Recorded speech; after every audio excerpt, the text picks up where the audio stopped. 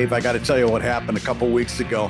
We're now that the weather is nice again, we've decided to do one last little bit of home improvement. We want to put a deck on the back of our house. Okay. Also, because of everything that's been going on, with the pandemic and everything, we're trying to get as much livable space at our house as we possibly can. Yes, like expand every square foot you can, yes. Yes. And so it's like, okay, that's the last thing we're going to do. And we got in touch with our contractor.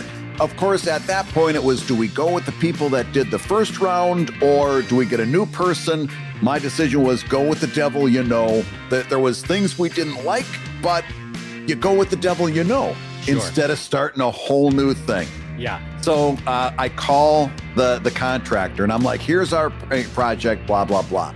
And this was in November. We put the deposit down because they always get you to put the deposit down. Oh, sure. They make sure that's the most important part, Brad, is get that deposit going. Yeah. And in November, they said, I think we can start in March. So March comes and goes, and it's April, and we're like, hey, you know what? Let's give that guy a call. So we call him up, and it's like, hey, what's doing? It was a little bit of a cold March, but now it's April. Things are nice. What do you think? Let's get things going. And it was all of a sudden, it was, we've got to wait. There's some people still that we got to put into action. And we've already had some people out looking at your property to get plans made. And we've got to pull some permits down at City Hall. And we got to do this and we got to do that. But it's going to be a couple weeks, but we can start pretty soon. And I'm like, okay, fine. I was hoping all that would have been done in March, but I'm like, all right, fine. Just let's get this going. I want to get out there and start grilling, right? I hang up the phone, turn around to my wife, and she says, what did he say? And I said, listen, I'll just make up a name. I said, it was Tom. The guy's a bullshitter. He gave me straight line of bullshit for 5 minutes. They got to do this, they got to do that. All the stuff they could have done in March, they got to do. I called a bullshitter on the phone. He gave me bullshit. What did I expect? I said, and when I call him back next week, it's going to be another round of bullshit. And so then we go on and we're talking about a couple of... You go to the butcher, you're going to get steak. You call Tom, you're going to get bullshit. All right, yeah. Right. It's like, what was I expecting? So, and then she's like, well, what'd they say? And then we went into like normal conversation. Well, here's the this and the that and the bop and the bop and the bop. And I get about 3 lines down on the things and all of a sudden I hear, Brad? I'm like, the hell, Brad, he saes, I'm in your pocket. I go, what the fuck? I pull my phone out of my pocket. I've had my contractor on FaceTime. Oh, no. And now we've got to figure out just how much he's been listening to and how much he's heard. Oh, no. Oh, this is my worst nightmare. This is my worst nightmare. Oh, God. Now, I've got to go into bullshitter mode because now I've got to be, hey, Tom, how you doing? Hey, Tommy, did you hear me talking about my cousin Tom there? That's awkward. You guys have the same name. And then I've got to sit there and, I've got to have a brief conversation with him without knowing how much he's heard. So I've got to make nice. I got to say all kinds of things. Well, listen, Tom, I know you're busy. I'll let you go now. oh, God, so and awkward. I tell you what, it's made me into a better person because every time I start bad-mouthing somebody, I got to stop myself and look at my phone because I'm sure that I'm going to be calling them next. Well, I will tell you this because you and I call each other fairly frequently. And so lately I have transitioned to my summer shorts. This is more information than you want, but my summer shorts are old and beat up because it's California. They're summer shorts. So the pockets are super thin. And what that means is the electromagnetic interference from my cloth is not there. They're too thin. So my thighs are constantly butt dialing people in my pocket, right? More information than you wanted. No one wanted to hear about my thighs today. But what I'm getting at is I butt dial you all the time. All the time I butt dial you. And you butt dial me all the time. And every once in a while, if I'm just drawing and you butt dial me, I'll just leave it running because I just want to see what you're doing. And what's so funny is you'll hear shuffling and you'll hear paper and you'll hear drawing. And then you'll hear Brad gently start singing to himself. That's not good. To all the girls I've loved before. Da, da, da, da, da, da. I'm Brad Now Geiger. I know you're not making this up because I've been in a huge Willie Nelson mood for an entire week. You have. I've heard Willie Nelson all week from my butt dialing sessions. Good Lord. What else have you heard? Too much. You've been talking a lot about Tom. That's all I know. Just muttering under your breath about Tom. And on that note, I'm going to say hello, everybody, and welcome to ComicLab, the show about making comics. And making a living from comics. I'm Brad Geiger, the editor of webcomics.com and the creator of Evil Inc. And I'm his pal Dave Kellett, cartoonist of Drive and Sheldon and the co-director of Stripped. And this week's Hour of Comics Advice is made possible by your support at patreon.com/comiclab. So Dave, let's talk comics. Let's talk comics, my friend. We have a really good show this week with a lot of fun topics, some of which are going to be just classic piss and vinegar Brad Geiger. It's going to be so great when we get to those topics. But before we dive in, I want to remind everybody that we have a new feature on Patreon, which is actually really fun, and a lot of people are already really enjoying it, which is ComicLab Live Gab. It's a live stream of the show for everyone that joins us at the $10 level over on patreon.com/comiclab. We're going to be doing it going forward now every week. And so every week you can watch the show live. You'll see all the outtakes, all the mistakes, all the joyful moments that didn't end up in the show, and frankly, the friendship that goes in behind making the podcast. And it's kind of fun to be able to watch us make the show. I know for a fact that when we were able to go to a video feed of one another, he from Philadelphia, I from Los Angeles, my own enjoyment of recording this show went through the roof because I love watching Brad's face. I'm not joking about it. Your expressions are joy-filled as we record this show. Yeah, it's been fun, and it's added kind of like a performative aspect to what we do now because we've got people watching live, so we got to be a little bit extra on our best behavior. We get a chance to kind of do a little chat in between as we're moving from the first half to the second half. This has been fantastic. Absolutely. It's encouraged me to buy better shirts, so I've got to get on the old interweb and buy some better shirts. I can't do my quarantine schlub move anymore. I gotta look somewhat presentable. Well, we were joking about getting advertised those dad bod t-shirts, but I bought a pack of 5 already. I'm up in my game. So I don't know if did I tell you this on the show? I think I told you this in a phone call. I bought one as a test one. I'm like, all right, damn it, they got me. I'm gonna buy one. Bought one. It was amazingly comfortable and it was great. And I bought like 10 more. They're coming. I can't wait. I can't wait. They're gonna be coming. So listen, if you're listening to this show, we're gonna start making the live streaming of our recording sessions a Patreon reward at the $10 level. So at the $10 level, you'll get to not only if you happen to be around during the time that we record, and that's 11:30 Eastern time, 8:30 in the morning Pacific time, but also you can go back and watch those recordings in the archive. So if you missed it live, you can always go back and watch the live record, or you can watch the recording that we did. It won't be live anymore, of course. But that'll be available to you at the $10 level, along with all the other Patreon rewards, like asking a question every month and so forth. But it's going to be a great time. It is going to be a great time. And you can join us, and then you'll know how good Dave looks in horizontal stripes. Don't you dare call me out for these horizontal stripes. Just because I'm running the Hut Clan on Tatooine does not mean you get to call me out on these horizontal stripes. This was a bad choice. I admitted it before we even started recording. All right, Brad, I'm going to transition us over to a question from Super D over at patreon.com/comiclab. And Super D writes, hello, Mr. Geiger and Mr. Kellett. Here's a question that's been on my mind. How do you go about combating the imposter syndrome you get when working in the comic medium you're in, when you have people who try to compare your work to legacy series of old and saying how inferior your work is in comparison? I know Brad gets that a lot. Example, if you make comic strips... Just kidding! Example, if you make comic strips, webcomics... People who compare and consider your work inferior to Peanuts, Calvin and Hobbes, Garfield, or if you do graphic novels, you're going to be inferior to Bone. Do you think it's fair that comic creators seem to have to live up to the impossibly high standards of legacy series in order to be perceived well by others? Am I overthinking it? Definitely let me know, and thanks for all your amazing work with the show. It is a constant motivation. So, Brad, all joking aside, this is a great question because imposter syndrome is something that has... I feel like it bubbled up in pop culture about 10 years ago. Like, Yeah. I'll be honest, I had never heard the phrase until about 10 years ago, and then suddenly it was everywhere. I don't know how it first snapped onto the scene, but now everyone is familiar with the term. Everyone uses it. But Yeah. I do think we suffer now from a little bit of overuse with it in terms Yeah. of how it impacts artists. So let's talk for a minute, Brad. Yeah. First of all, do you want to give a rough definition for everybody of what the basic concept of imposter syndrome is? Well, that's just it. I don't know that Super D is actually dealing with imposter syndrome unless he's letting this seep into his brain, right?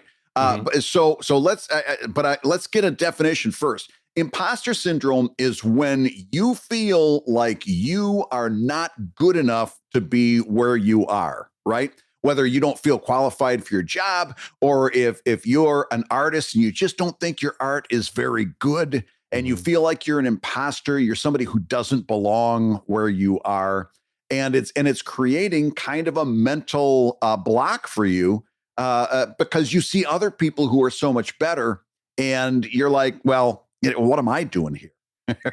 Right. Now, just recently on TikTok, where Dave, I am a big star. Recently. Oh my God, you're about to become intolerable, aren't you? I know. Like a big sequin fur coat goes on, and the glasses, the dark glasses. Yeah. But also the glasses that are square and go about 3 inches past your head on either side, just giant. Walter Matthau was the first one I saw wearing those glasses, and I'm like, I want Walter Matthau glasses someday. I'm gonna get you a Flavor Flav clock for your chest that you can wear. Well, I made what I thought was a really good statement about imposter syndrome. And it went like this. I said, basically, we know what imposter syndrome is, but stop and think for a minute about this. We all know that person who is not very good at what they do, and yet they think that they're amazing at it. They're God's right? gift, They think they're great. And you can't tell this person that they're not very good because they're convinced that they're the most amazing thing. And we also know this: the more that we learn about something, the more we discover how much more there is to learn. That there's a whole. In other words, when you really start to get fluent on something, is when you realize how much you don't know and how much there is to know, and that's when you've really broken through on that. In other words, the only real imposters are the people who don't feel imposter syndrome. Your imposter syndrome is an indication that you're learning more about your chosen craft, that you're experiencing more, and that you really have an idea of what more is out there. And with that in mind, it helps you to place imposter syndrome where it belongs. Right? It's just a byproduct of feeling a little bit overwhelmed at how much more is out there. I think, though, it is a fundamental of human nature, which is our minds are comparison engines. One of the core things is because we are stuck with ourselves, we are constantly comparing ourselves to the world and going, do I qualify? Do I qualify? Am I good enough? Do I belong? Right? Because we're also social herd creatures, and we want to know if we belong to the tribe, quite literally, the 30 to 300 people we traditionally would have evolved with to grow and hunt with. But so now our tribe has extended to the entire internet, which is also, by the way, kind of overwhelming for the mind. We're not quite equipped to be like, how are these 10,000 people thinking about me? How are these 100,000 people thinking about me? But here's the thing. It fundamentally comes down to insecurity. And all of us, every artist I have ever met, up to and including the best artists of our time, were insecure about their work and how they produced their work. I found it to be an incredible gift, not only that Bill Watterson did that poster for us for Stripped, but that he was insecure about the art that he sent to us, right? Yeah. To me, that was a lesson where I was like, F you, world. If this guy is feeling insecure, then how do the rest of us have a chance? Like, how do I conceivably get an ego about my own work if this guy's feeling insecure, right? He's going to be remembered 300 years from now. Anyway, all of that to say is every artist that I have ever met has this insecurity. And I do think that is it's subtle but parallelly different to imposter syndrome. They're not quite the same thing. But the thing is, a lot of people just interpret insecurity as imposter syndrome and imposter syndrome as insecurity. And I think a little bit what's happening in this question is more just basic insecurity, not imposter syndrome. Yeah. I wouldn't say the comparison of myself to the greats is imposter syndrome. To me, imposter syndrome is more the current peers working and do I belong and I'm not good enough and I'm not good as Brad Geiger. I'm not as good as Erica Moen. I'm not as good as Dylan McComas. I'm not as good as Danielle Corsetto. Whatever the artist is, Dave Kellett, am like, I'm not good at them. That to me is more the definition of imposter syndrome is the people that are working right now, creating right now. And maybe I'm wrong. Yeah. Maybe there's a broader definition of imposter syndrome that can be more inclusive of historical artists. I don't know. Well, yeah, indeed. And we also have to take a little pause here when we're talking about imposter syndrome and put this into another framework. And that is this. If you are a woman, if you're a person of color, right? If you are in any situation where other people find all kinds of ways to be mean to you, to systematically mean to you, by the way, that kind of thing. Yeah. Yes. To point to that person and say, "Oh, what you're feeling is imposter syndrome." That's not really fair. Oh, I see what you're saying. Right? You're saying don't confuse what is a systematic. Yeah. I get it. Okay, yeah, keep going. Yes, if you're someone who walks out the door and automatically starts getting treated as less than, that's not imposter syndrome. That's a much bigger, much more malicious thing, right? Right. So that's good to clarify. We also have to be careful about how we talk about imposter syndrome. Now, having covered that, let's talk about Super D's actual problem. In other words, he's got people out there, according to this question, that are saying to him, I'm assuming on social media, maybe even in person, although I can't imagine it, hey, your stuff is good, but it's no Calvin and Hobbes. This is good, but Peanuts was better. Right. How do you deal with that? How do you deal with this kind of a comment?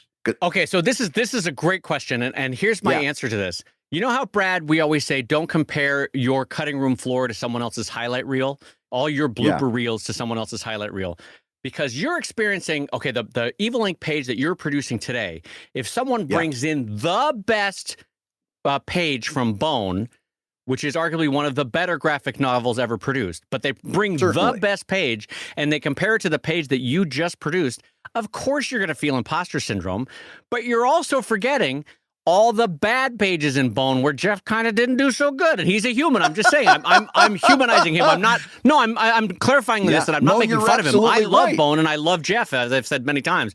But there are a couple pages in Bone that don't make sense, and there's a couple things with like a storyline that doesn't go anywhere. And I'm not going to mention which storyline it is. But what I'm getting at is he was human, and there were flaws in that story, and yet we're remembering the best pages from the best graphic novel. Same with Calvin and Hobbes.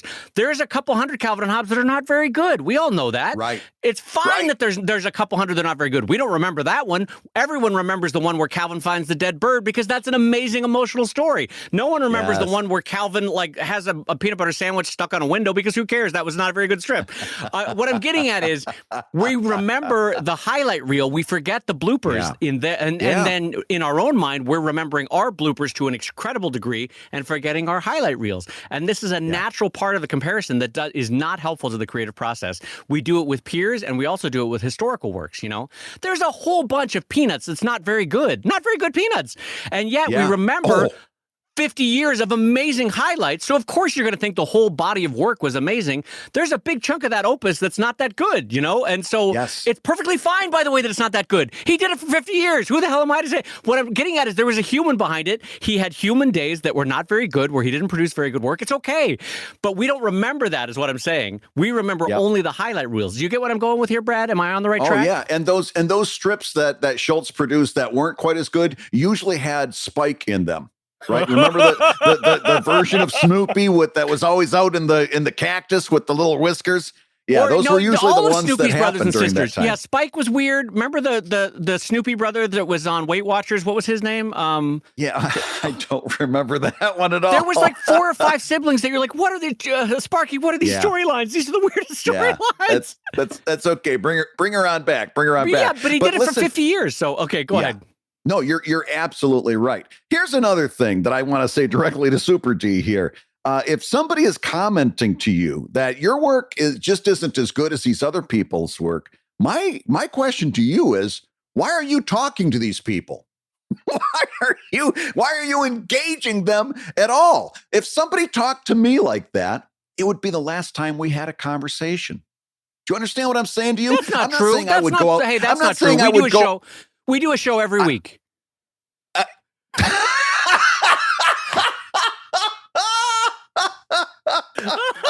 Oh, you got me with that one. You got me with that one. God damn.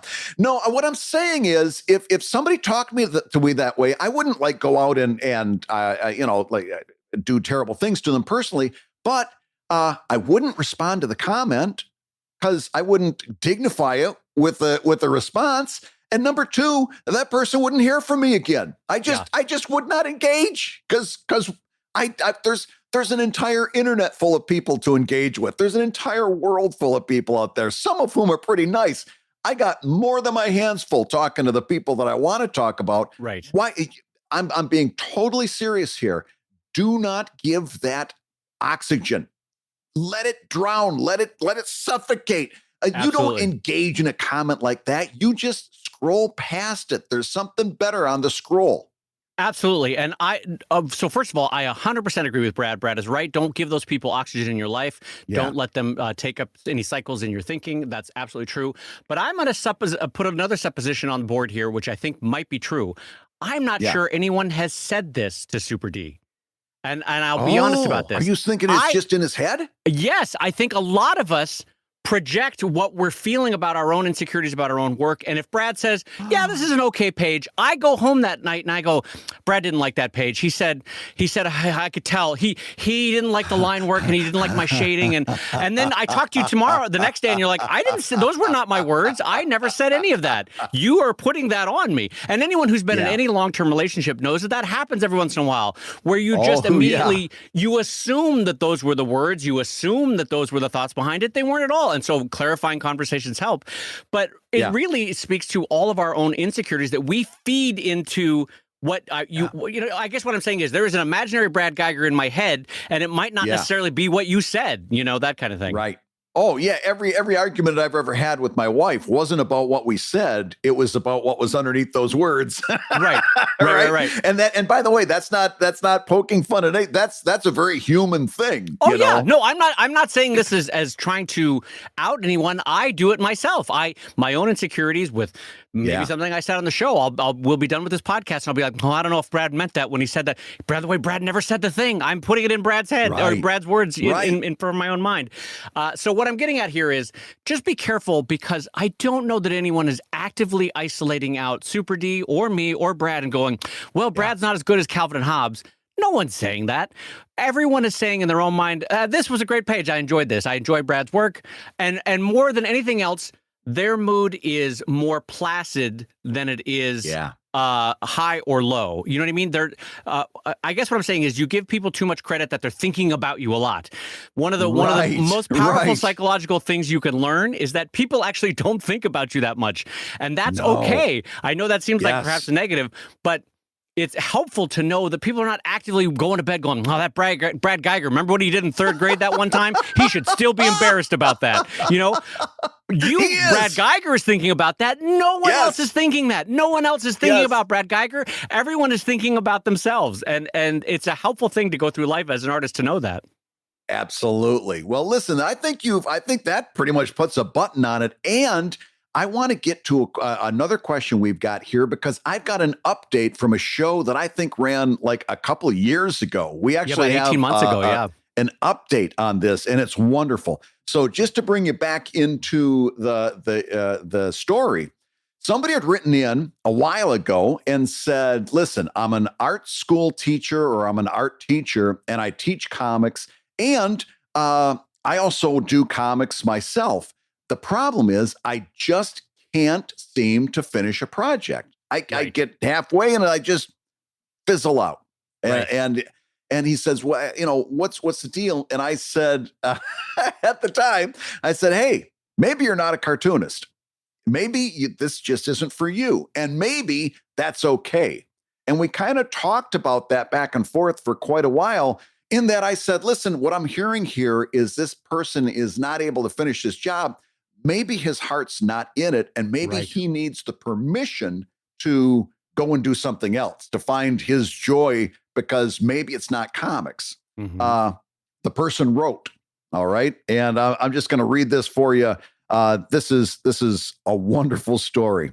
Well, things were chugging along with my comic. He had restarted it. He had restarted the comic after the show. And he said, about halfway through, I started hitting speed bumps, things internally and externally, questioning the story, life getting in the way, rewriting. Before I knew it, it was weeks since I had gotten anything done, then months. I started getting depressed. I wasn't doing it for the money, but doing a comic or illustrations, portraits, whatever, was supposed to be the thing I started. Now that in 12 years, when I retire in teaching, I can transition to doing an established second career. Every time I stopped or started over, that screwed up the timetable.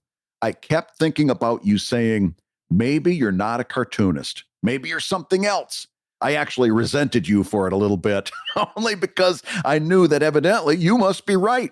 If I was meant to do it, I'd be able to find a way to go around, over, under, and through any obstacle. I would make it work, but I wasn't.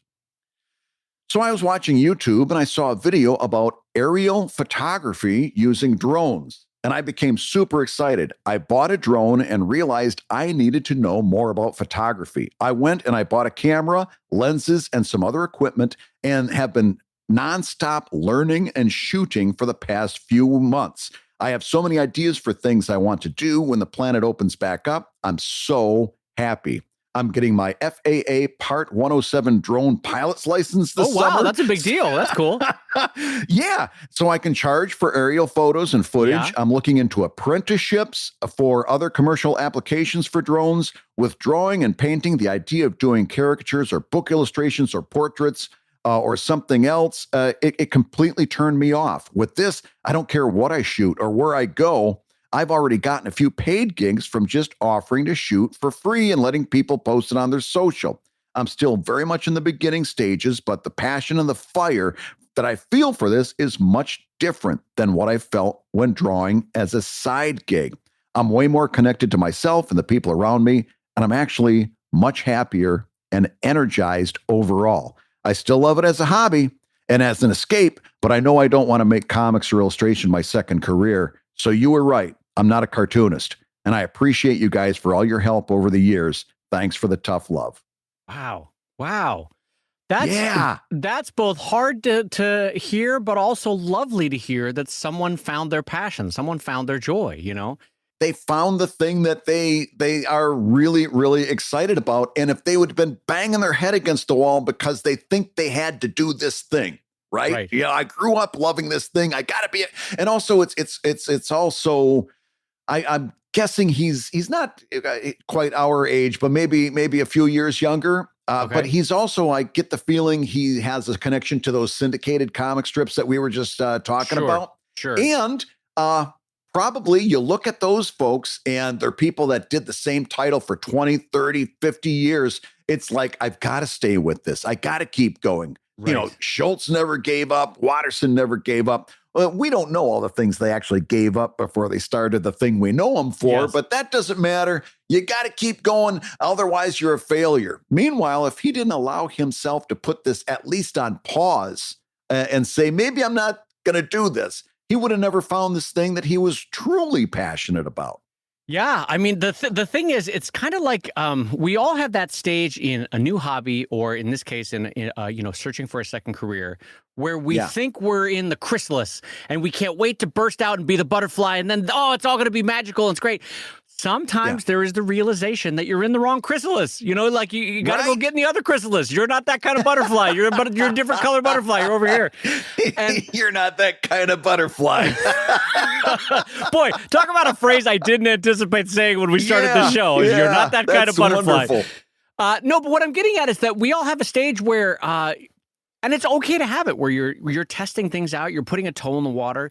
But one of the reasons why I said that was kind of painful to hear is it's painful in the sense that we've all had the moment where you realize that the thing that you tried, the thing that you jumped into with a lot of excitement at first, a lot of hope at the beginning, you realize that it's just not for you. And it's not, it's painful in the sense that a lot of society wants to tell you that that moment is a failure. That moment is actually a success. And is that for you in this case was actually a resounding success because you immediately transferred to the thing that you did click with. And so even though it's kind of like when you're trying to choose a major in college. There was a couple times where I dipped a toe in different classes and then quickly pulled the toe back out of the water like, nope, don't want to do that. No, don't want to do that. But it's okay to have those momentary test failures, because that gets you to where you should be going. And so it's not a failure in the sense. What it is, it's a redirection towards, you're eliminating the things that aren't on your massive life to-do list, and that's okay. That's okay. Yeah. Absolutely. And you've got to be able to get to that point. You've got to be able to give yourself the latitude to try something new. Right. Have you, Brad, ever had a topic, a hobby, a potential second career where you dipped a toe and you're like, not for me, not for me? Yeah. Oh, yeah. Absolutely. Absolutely. There was one, there was a number of them that like, it was like, I could have stuck with it if I had to. But there was a number of, like, for example, for a while I was doing whiteboard drawings, which last week somebody was asking us about creative careers. This is a really good one. There's a lot of companies that will pay you to do what's basically a whiteboard drawing. And what that is, here's what it is. You draw usually in Illustrator, in a vector program. Okay. And of course, vector is all point, curve, point, curve, point, curve. Well, the software is recording all of those steps, whether you know it or not. Later on, you can put that into a special piece of another piece of software that I'm blanking on right now. But then you can plug that in, and then it'll make it look like a hand is drawing that image on a whiteboard. So people will use this for all kinds of training videos, anything where they've got to make a presentation where they need to have something up I see. on so the like screen. A PowerPointy kind of thing is what you're saying. Kind of like a PowerPoint, but there's it's no animated. There's no physical whiteboard. Yeah. No. Well, no. Except on the screen. That's where you super threw me. I thought someone was paying you like to go to a lobby and be like, we want a sunset on this whiteboard, and you're in there with like little erasable markers going, ink. No, this is something you'd put up on the screen when you're doing like training videos and stuff like that, and it was very good work. But I know I couldn't be passionate about it. I couldn't be, this was not going to be something that I was going to be doing long term. For me, it was, believe it or not, acting. When I first got to LA in my early 20s, I don't know if you know this, Glow and I did a lot of plays and a lot of sketch comedy, a little bit of stand-up, but mostly plays, right? And plays that I was in, everybody else went on to TV shows. Like there was one play that I did, Kate Micucci was in it, Taran Killam of SNL was in it, Joe Manganiello of True Blood and a bunch of adventure movies was in it, Kobe Smulders of How I Met Your Mother was in it. Literally like 4 or 5 other actors were in it. And we had the greatest time, and the acting was delightful. I enjoyed the heck out of it.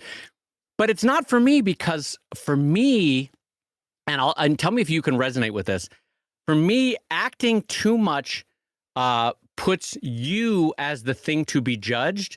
I like a life where my art is the thing to be judged, and I can emotionally distance myself from it. Does that make any sense? Like for me, it was emotionally tricky to be an actor where I personally, Dave Kellett, on a stage or on camera, was being judged, not my art was being judged. My personality didn't like that. And so I was like, nah, acting's not for me. I can do it if I have to, but it's not for me, So that was, that for me was the road not taken. Hey, if you're listening while you work, take a minute to stand and stretch. And while you're doing that, we're going to tell you why you should join us on Patreon. When you do, you're going to get hours and hours of podcasts that we've recorded just for backers. And exclusive Patreon posts that go even deeper on ComicLab topics. And access to our exclusive Discord server, which is a thriving community of professional cartoonists. So you can support the show you love and get tons of actionable resources for your own cartooning. And listen, if you can't swing a pledge this month, we get it. No worries. Yeah, listen, you can still support the show by rating us wherever you get your podcasts. Just leave a 5-star review and a few kind words. That, along with mentions on social media, is incredibly helpful. Now, everybody, let's talk comics. All right, Brad, our next question from patreon.com/ComicLab comes in from Dave Lerner, and Dave writes, "Hey, B&D, I still don't like B&D. I don't know why that gets me. In this episode, Setting an Emotional Hook, you guys did a quick role play where Dave kept saying, 'That's my aesthetic.' If you two hadn't been 3,000 miles apart, Brad would have cartoon slapped the ink out of Dave. But many comics do have their own aesthetics. Many cartoonists draw on a style that looks clumsy at first glance, but they do that deliberately. How do you know the difference among aesthetic, incompetent, or lazy? Brad, how do you know the difference between that's their aesthetic, or they're incompetent, or that cartoonist is lazy? Brad, how do you know? Well, here's the deal. I think there's a great scene in Pee-wee's Great Adventure where he falls off his bike and he insists, "I meant to do that." Right? I think 9 chances out of 10, if you see somebody drawing in a clumsy manner, the visuals are awkward and aren't reading very, very well, and they say, "No, that's my aesthetic."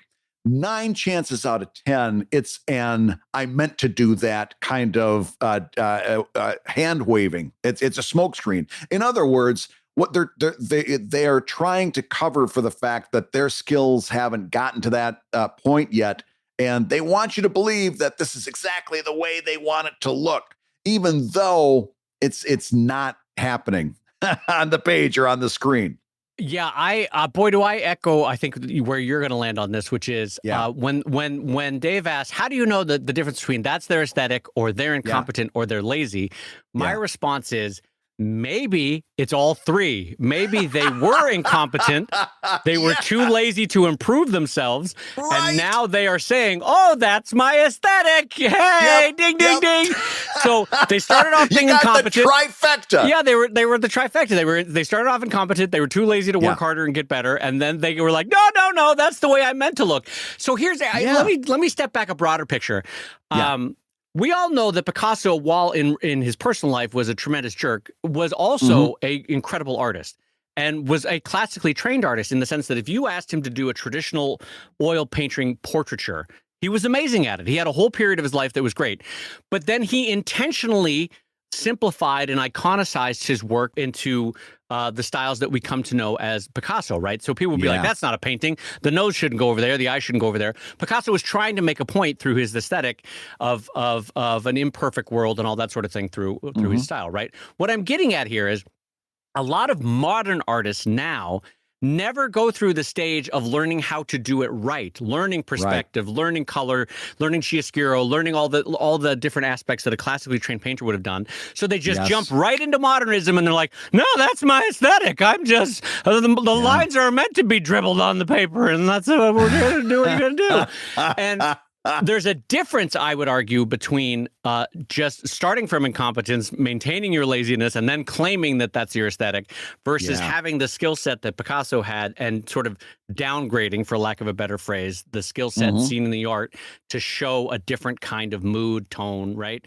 Now, are there cartoonists for whom that's the case? Of course. I think that the Australian cartoonist who I'm blanking on, who started off with a really refined style, who has the little guy, what's his name? The little guy with the nose, Oliphant. Oliphant? Oliphant, sorry. Yeah. And he had the little guy named Oliphant that was always funny to me. Anyway, Oliphant intentionally downgraded his style to be looser, scratchier, less perfect, because he liked that for editorial cartooning. So I will agree with you that there are artists that do that.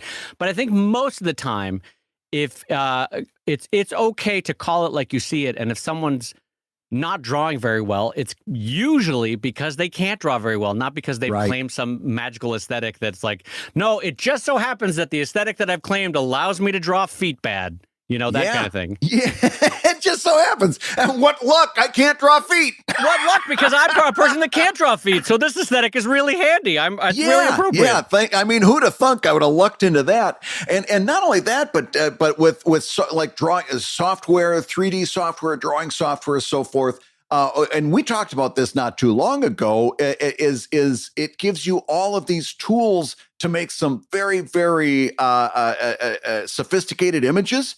But unless you have the aesthetic to work that software correctly, you end up making some very, very realistic looking crap. Yeah. Or uncanny valley looking stuff, where Yes. Hi, I'm panel 2. I'm panel 3. Yeah. But here's the thing. Now let's take that and put it on its side for just a second, because I really do think 9 chances out of 10, most of the stuff that you're going to come across falls into the category Dave and I just talked about, right? If it looks awkward, it's probably because the person wasn't able to pull it off. Now, here's something that we're not talking about. Okay, here's when we say 9 chances out of 10, here's 1 chance out of 10. Or it might be even a completely different thing, might not even be in the 10.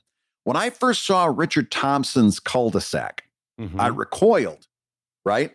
That art style to me was not my taste at first. And I had a hard time with it. Now, how would I take a look at that and say, well, Richard clearly didn't know how to draw? Oh my God, yeah. Right? Yeah. How would you say that? Well, so you have to take a look at it and say, well, wait a minute, take a look at that image. Yes, it's nowhere near the way I would have personally drawn that, and that's okay. Does the image communicate clearly? Can I tell what's happening in the image, right? Can I tell what's happening in the scenes? Does this image evoke, right? And once I started looking at it with those eyes, then I started seeing not only does it evoke emotionally, not only does it communicate clearly, but the more I looked at it, the more I started to see the patterns, the thoughtfulness behind it, the intelligence in what he was doing. I started to see the method behind the madness. And clearly, it became an issue of, okay, that's his aesthetic. Not the way I would have done it, but it's clearly his aesthetic and it works. That's a different thing than what we're talking about, because the main thing, the thing that everything lines up on is, does it communicate well? And his work did. Undoubtedly, his work did. Yeah. And frankly, well, first of all, yes, Richard Thompson, rest his soul. If no one has seen it, there is a book called The Art of Richard Thompson that was put together by Apatow, Galifianakis, Sparks, and Watterson that you should check out. It's a beautiful 300, 400-page hardbound book.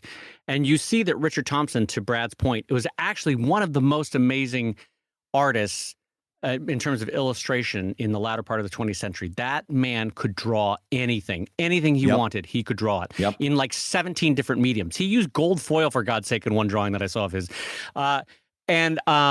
Anyway, so to Brad's point, he was making an aesthetic choice. That was absolutely the choice of a master choosing a minimized, loose form line style, which is different, I think, than anyone who would say glance at like a Wizard of Id and go, oh, they chose that style versus, oh, that's what they could draw, you know? Right. And I'm saying this as someone I'm not claiming I draw what I can draw. I try my best. Yes. I try my best, but it is what I'm saying. This as it is what it is. If I could draw better, I would. It's not that it's my aesthetic to draw at this level. I'm trying my best, and so.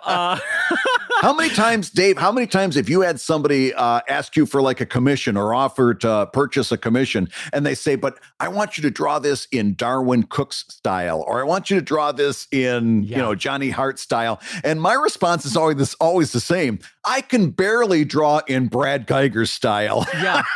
Barely can do that. I can't do somebody else. There are people who can do it. I'm just not that person. I can't draw in other people's style. The one that always gets me, but I always have to say no thanks, Tom Hanks, is whenever someone comes in with big money, like, here's, I don't know, $500 to $800. I want you to caricature my wife for her birthday. I cannot caricature. I will and have done caricature. It is not my skill set. I am not good at it. It doesn't come out right. It always looks hack. My aesthetic, quote unquote, of someone doing a caricature is someone who can't do caricatures. And that's my aesthetic. And so, Yeah, so we all have the thing where we've had to just pass because it's not what we can do. We don't have that skill set. And so, Dave, I think Brad and I are netting out two different ways. We, both of us, and you, Dave, as well, know of masters that have sort of quote unquote dumbed down their style to get a certain look, a certain aesthetic, a certain style, and also to communicate a mood. Like there are artists who are also masters who, when creating a children's book, they intentionally make the style a little looser, a little more wild, because they want it to be friendlier to kids. I'm thinking of like Mo Willems with Pigeon. Like Mo can actually draw wonderfully, or Dave Pilkey with Dogman. Dave is also can draw wonderfully. They intentionally really dumb down that style so that it feels and is more approachable for certain age groups, right? And so, yes, I agree with you that that exists. But I think more often than not, it's okay to say, hey, we can all get better. And just because you can't draw hands, that doesn't mean that's your aesthetic. You can work on drawing hands, you know, that kind of thing. Yeah, absolutely. I'll co-sign that 100%. So, Dave, I've got a question for you. Okay. Back on May 7th, it was No Pants Day. And there was a number, mainly syndicated comic strip artists, who were drawing their character that day without pants. And what I want to know from you is, did you participate in No Pants Day? Well, fun fact, I did not know this existed, nor did I know it was happening, and unfortunately, nor do I follow much in the syndicated world anymore. And I'm not saying that in a mean way. I was a guy that followed it for 30 years with every little nook and cranny. I knew everything that was going on. Kind of like what happened with professional sports. I just don't follow syndicated comics anymore. I just don't care anymore. So tell me what this was and what happened. I by the way, I'm not saying that to be cruel. That's a perfectly subjective moment. No, I've lost track too. Back in the day, I forget which, I think it was the San Francisco Chronicle in the early days of the internet, made it possible to like subscribe to a list of comic strips. The Houston Chronicle did that too. Yes. Yeah. Yeah. And so I would start my day every morning by reading about 30 to 40 comic strips. They were all syndicated, and I haven't touched one in years.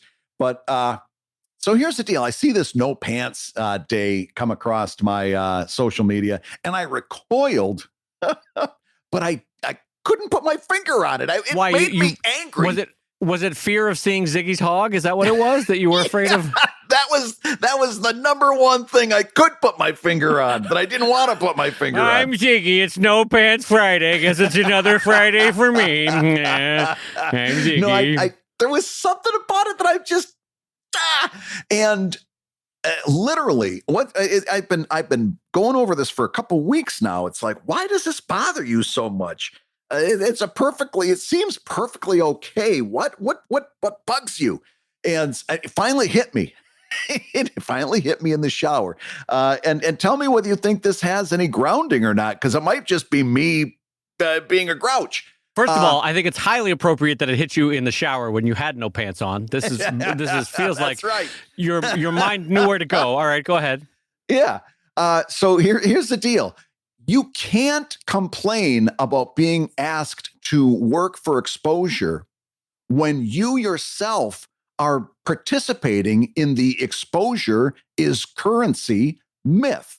In other words, the whole idea for No Pants Day was to shine a light on the fact that certain nonprofit organizations needed clothing donations, right? Wait, what?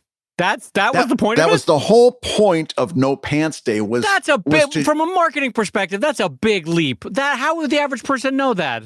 You actually also just said the right word. That's my second point. But okay. Yes, it was a big, shining a light. They were using their celebrity to shine a light on this perfectly good cause. You should absolutely help out people that are trying to get used clothes into other people's hands. Absolutely, that goes without saying. But here's the deal. You're using exposure as currency, right? You're as a cartoonist, you're not making the clothing donation. You're not giving money to the nonprofits that need it. You're shining a light. That's what I'm doing. You guys over there, you pay the money. I'll be sitting here shining a light on this situation. You are participating in exposure is currency. And if you're going to play that game, that my exposure is as good as currency, instead of actually giving money to these people, then you can't be upset when somebody tries to pay you with exposure. It's the same thing, only in reverse. I see what you're saying. You're saying that this is you're saying that there is a shared lie that if I give space, if I give air, if I bring light to something in my comic, that's as good as physically supporting or going down to volunteer at the homeless shelter or giving clothes or giving money. It's as good as so if someone comes to you and says, well, you can just do this drawing for exposure, that has value, right? Just the drawing for exposure.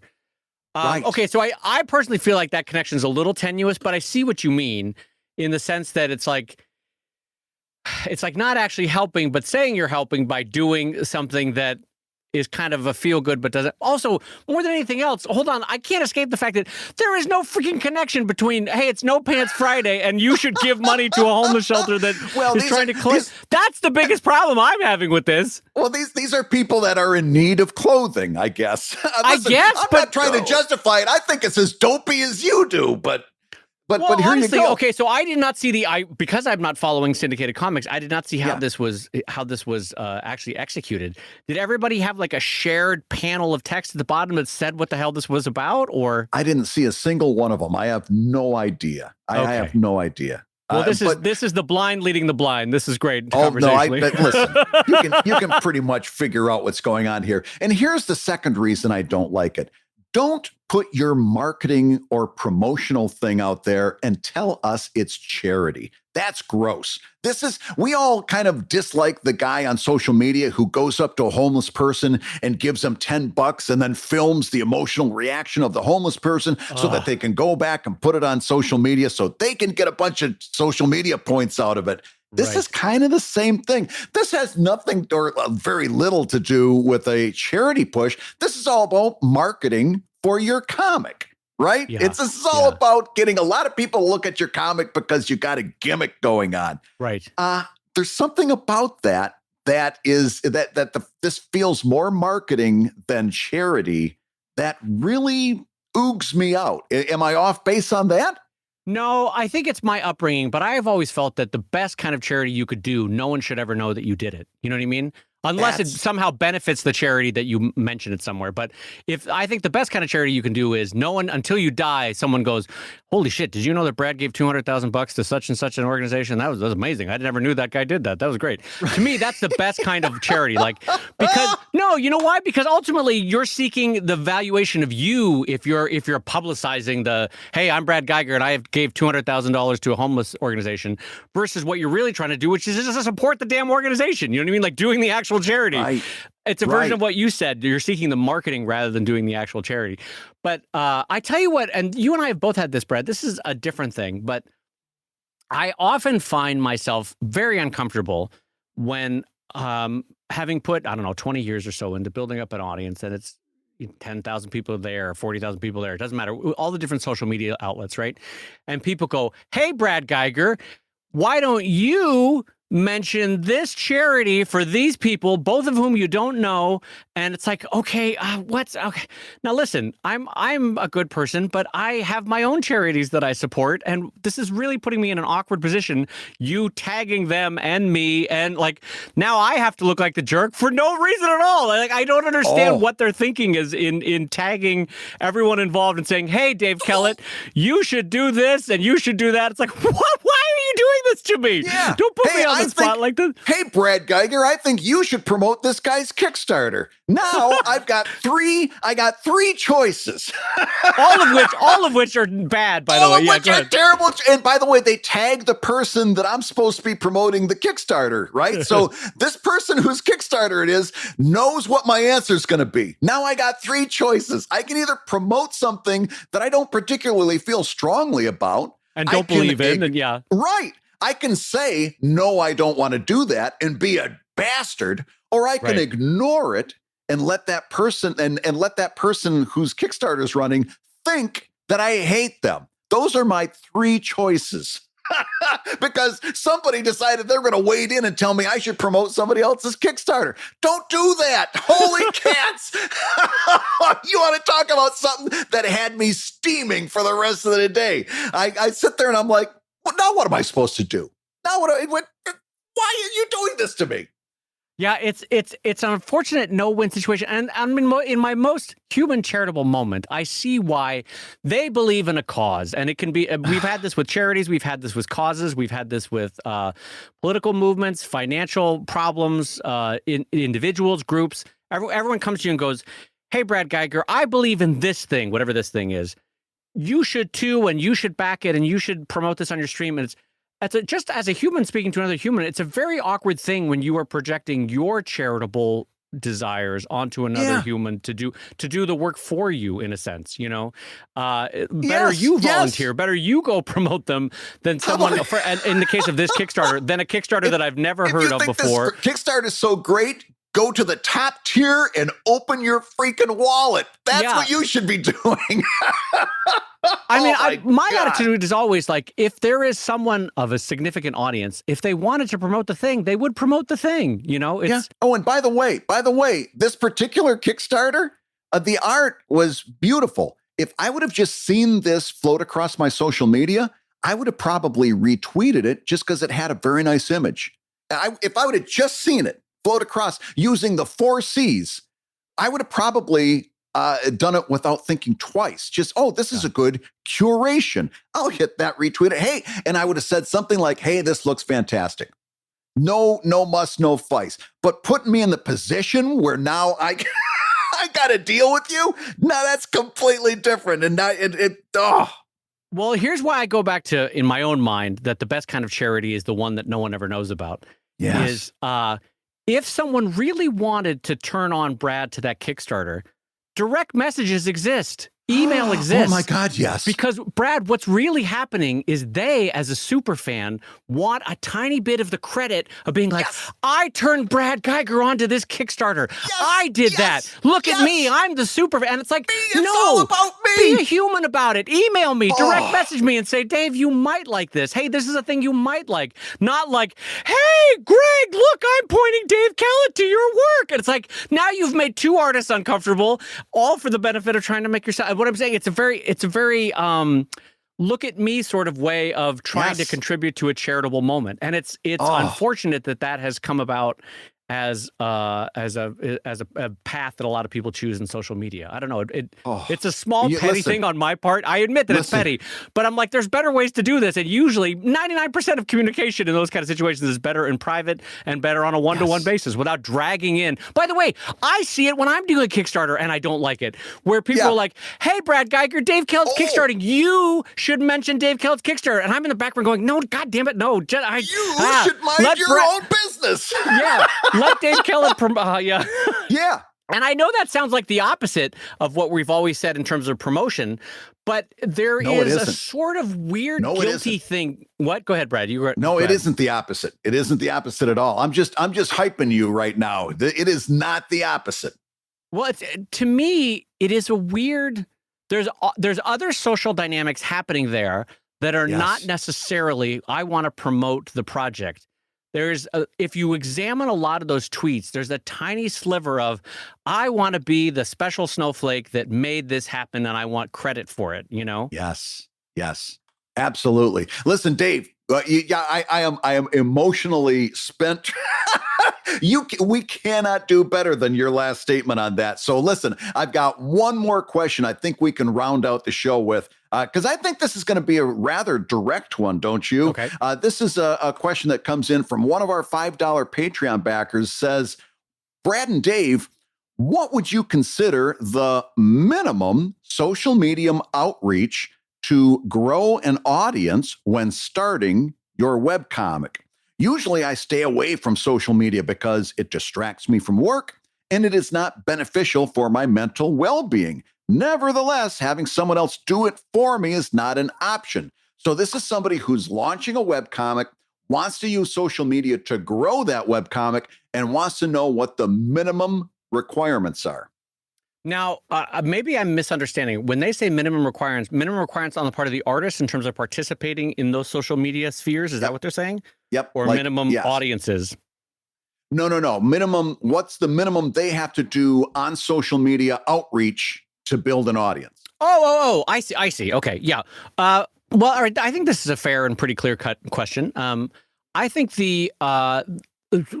depending on what your social media of choice is, whether it's Twitter, Instagram, Facebook, TikTok, or I would even put Reddit in that social media, because so Reddit has a certain social media aspect to it, even though it's more of a website.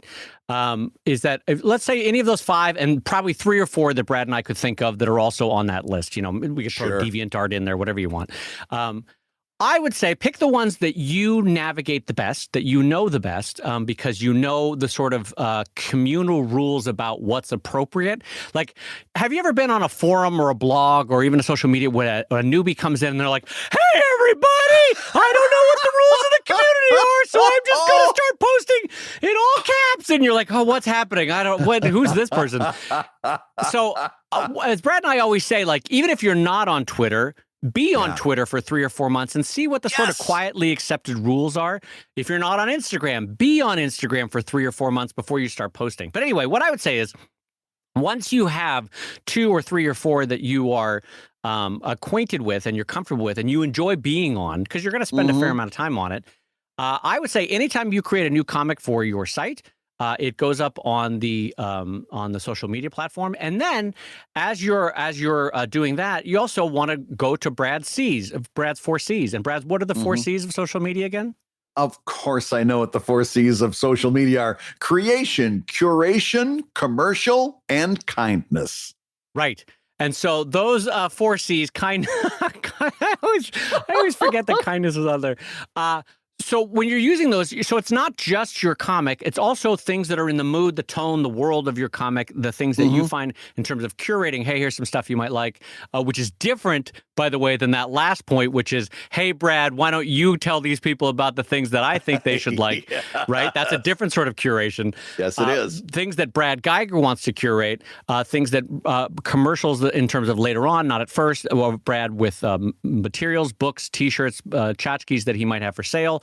And then also kindness, just sharing, spreading the love about comics that you like, that sort of thing. And so, Brad, what would you suggest is the minimum amount of work? Well, listen, I think the answer to that, the minimum, is every time you do a new comic, you post it on social media, and then you check in every now and again and respond to everyone and anyone who made a comment. That's true. I guess that is the bare minimum. Yes. Yeah, that's the bare minimum. Now, the problem with that is, if you are putting in minimum efforts, you are going to get minimum results. And there's no way around this. And by the way, I'm not downplaying any of your reasons that you might have, spoken or unspoken, for avoiding social media. I get that it can sometimes keep you from work, and I get that it can be harmful to your mental well-being, and that's very important. I'm not downplaying that in the slightest. However, the rules don't change. Okay. And the fact of the matter is, if you're putting minimum effort in on social media, you're going to get minimum results. And so if you've got a comic that's so good that it can't be denied, then that's not going to be a problem. I've never done one of those comics. I've always needed every edge I can get. I've always needed to fight and scrape for every new audience member. And that's how I've had to do it. So I've got no experience with doing something that's so great that it just takes off on itself. If that may be you too. I've also had to claw and scrape, and unfortunately, it's because that's my aesthetic. That's what I can make. That's the best comic I can make. Yeah, but listen, we do have to say that. We do have to say that. In other words, yes, you can shoot for the minimum. And partially, I got to tell you, this yesterday was the last day of the semester for the class that I teach at college, and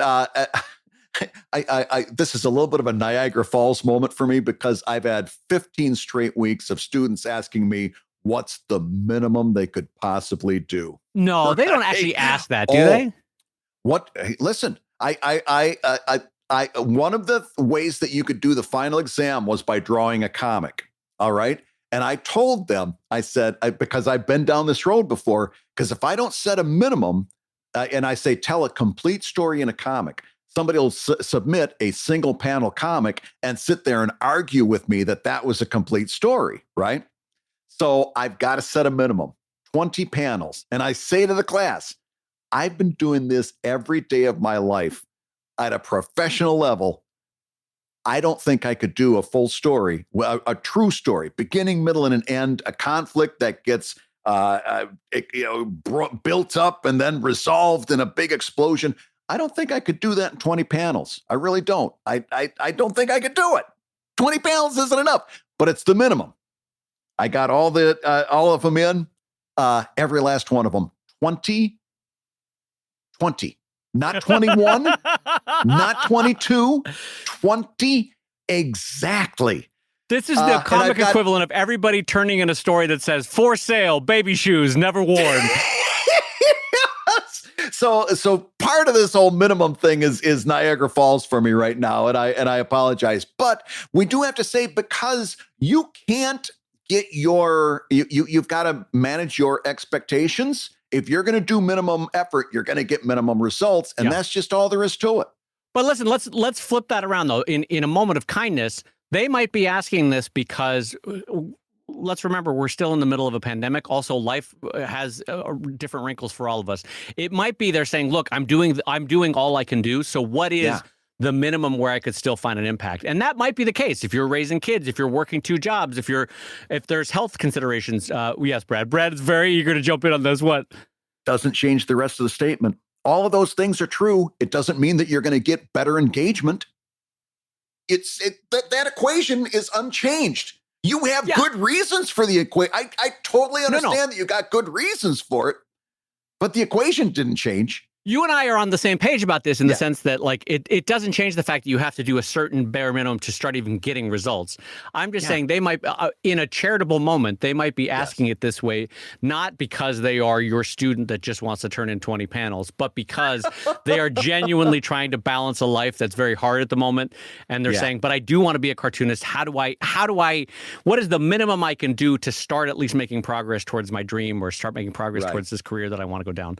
So I'm swinging us back around towards kindness because sometimes once we open up that bottle of piss and vinegar, it's so hard to put the cap back on. And then we're just like, do the work. Come on, get to it. I'm Brad Geiger. No, you're right. You're right. You do have to. Yes, I part of this is that same tough love from the start of the show where I said maybe you're not a cartoonist. Yeah. I don't doubt that there's good reasons. But I don't want this person to do it and then get upset in 9 months when they've been doing the minimum and they're like, oh, geez, Brad, you steered me wrong. I'm not going anywhere with this thing. You know, I don't doubt that there's good reasons. I just don't want this person to feel upset 9 months down the road when maybe nothing's happening and they don't know why. Right. You're trying to give them a genuine, real response so that saying, like, look, if you do want genuine results 9 to 18 months from now, you need to start doing this bare minimum. And so to that point, I will agree. I think Brad's right that there is a bare minimum, and it's what Brad described before. You know what I realized? I'm still in piss and vinegar from the last question in the sense that I realized that I have that same attitude towards the person that reaches out saying, hey, Brad, you should promote this Kickstarter, because it's very much like slacktivism in the sense that, like, well, I tweeted about it. I don't need to actually go volunteer to help people register to vote. I tweeted about it, or I don't need to actually go help out at the center because I tweeted about it. So there we go. And so that's a part of why I get angry with that kind of attitude. It's like, well, I tweeted at Brad Geiger about that Kickstarter, and it's up to him whether he's going to do the actual work No, I don't. I really want to go back and know whether that person pledged to that Kickstarter themselves, because you're right. It's the same thing. It's like, oh yeah, I did my part. I pushed a button. I did my part. But anyway, as far as doing the minimum, I think the very fact that you're worried about the minimum also tells me that you're going to do more than the minimum. Usually when someone's worried about that, well, maybe not. I don't know. Brad's college experience has scared me now that maybe when someone's asking that, they are going to do the minimum. I got one 21 panel comic. I almost reached through the monitor and hugged the person. They got an A+, just an A+ for Brad Geiger. Yes, 21. What am I supposed to do? Well, listen, we've done more than our bare minimum of a show, and that means that it's time for me to say that you've been listening to Comic Lab, the show about making comics and making a living from comics. Your hosts have been my friend Brad Geiger, the editor of webcomics.com and the new visiting editor of Piss and Vinegar magazine, which will be coming out next month. He's also the creator of Evil Inc. at evil-comic.com. And my friend, the lovable, huggable Dave Kellett, co-director of Stripped and the cartoonist of Sheldon at sheldoncomics.com and Drive at drivecomic.com. I was also a guest columnist for Piss and Vinegar magazine this week, and I hope everyone liked the column I turned in. The Comic Lab theme song is used with permission from Andy Creighton at theworldrecord.net, and this episode was edited by the very talented Matt Woodard of Woodsong Productions over at www.woodsong.media. If you love Comic Lab, you can rate and review the show on Apple Podcasts, where we haven't had a new rating since January, Dave. Somebody's got to go in there and say, I'm ready to just jump out the window. You know what? It's time for me to make Brad happy, and all. For the first time in my life, I'm going to create a sock puppet and put a fake review up there, just so Brad feels good about himself. And if that does happen, you'll hear it on this show. My sock puppet comment is like, that Dave Kellett, he sure is dreamy. Oh, More boy. horizontal stripes. Oh, boy. Horizontal stripes. I'll say Comic Lab is made possible by your support on patreon.com/comiclab. And I will remind you that the live show is recording every week at Tuesday, 11:30 Eastern Time, 8:30 Pacific. If you want to watch the live stream of the show, which is delightful and fun, you can join us over at patreon.com/comiclab at the $10 level.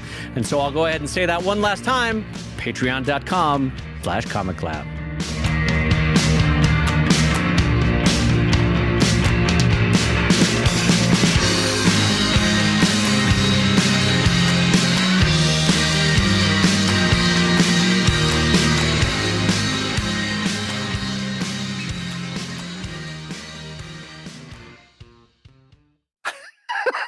This is a true story. While we were recording, I got a message from my contractor. No. I swear to God, he says he can start right away in July.